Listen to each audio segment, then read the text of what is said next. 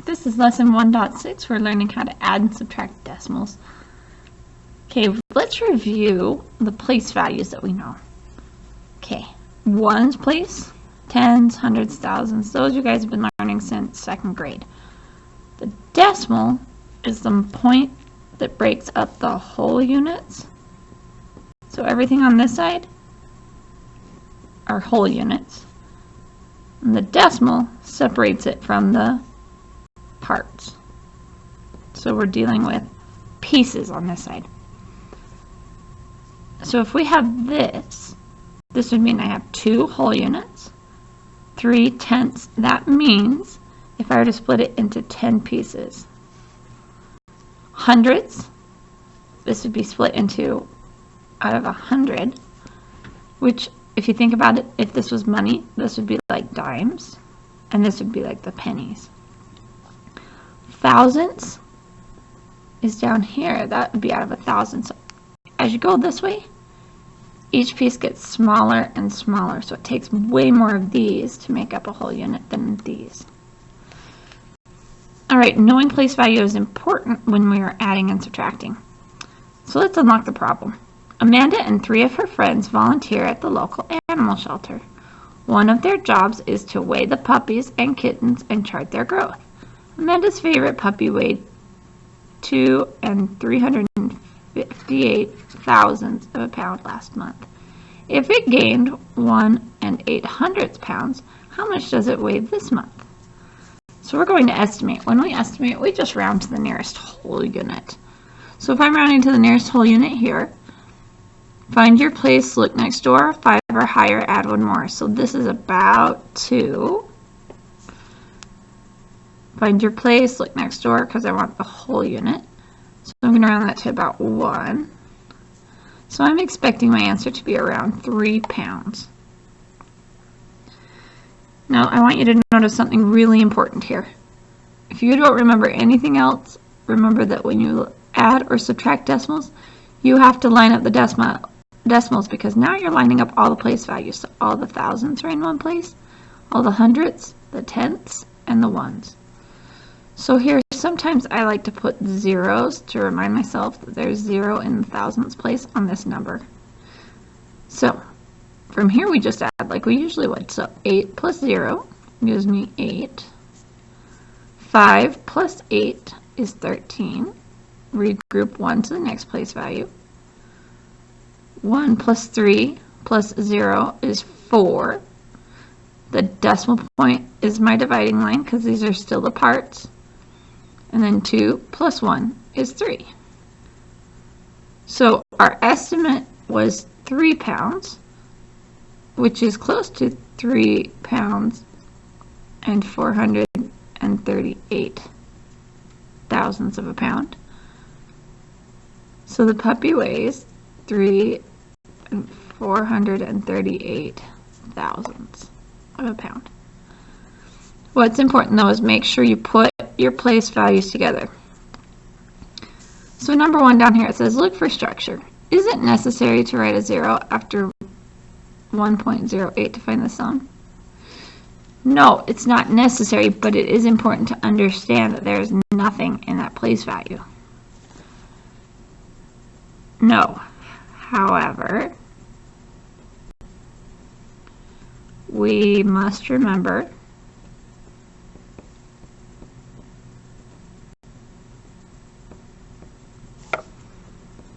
that the number has 0 thousandths.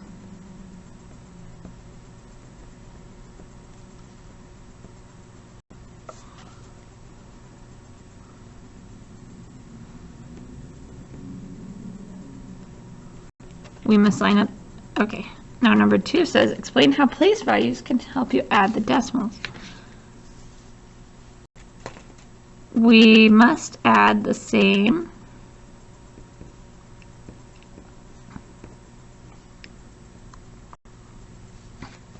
place values together.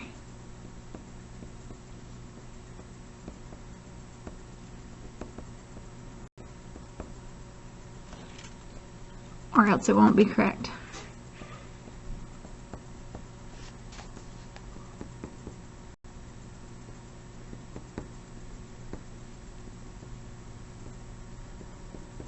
So line up the decimals. All right, turn your page over. Okay, example 1 says, a bee hummingbird, the world's smallest bird, has a mass, that means a weight, of 1.836 grams. To give you an idea how small that is, I think 2 paper clips is a gram. A new United States nickel has a mass of 5 grams. So, a nickel weighs 5 grams. What is the difference in grams between the mass of the nickel and the mass of the bee hummingbird? So we're subtracting 5 minus 1 and 836 thousandths. So estimate the difference. We don't need around 5. Put this one to the nearest whole unit would be 1. So we're looking at the ones. Find your place. Look next door. 5 or higher. Add 1 more. 8. I need to round up. So this is about 2. So I'm going to expect an answer of around 3. Okay. One thing with this 5, we need to remember this is 5 whole units. A lot of times I see kids just put it at the very end. Because it's 5 whole units, we're going to place a bunch of zeros after it to help us remember that. So let's go ahead and do that over here. See how we've lined up the decimals. So 0 minus 6 we can't do, so we're going to have to borrow from the 5 and move it all the way down. So this will become 4. Regroup, this becomes 10, but I have to borrow.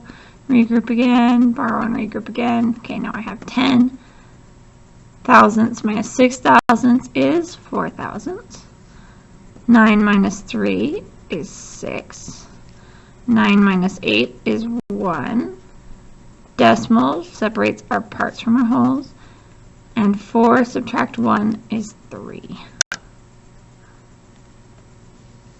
Okay, our estimate, we got an estimate of 3. This is very close to 3.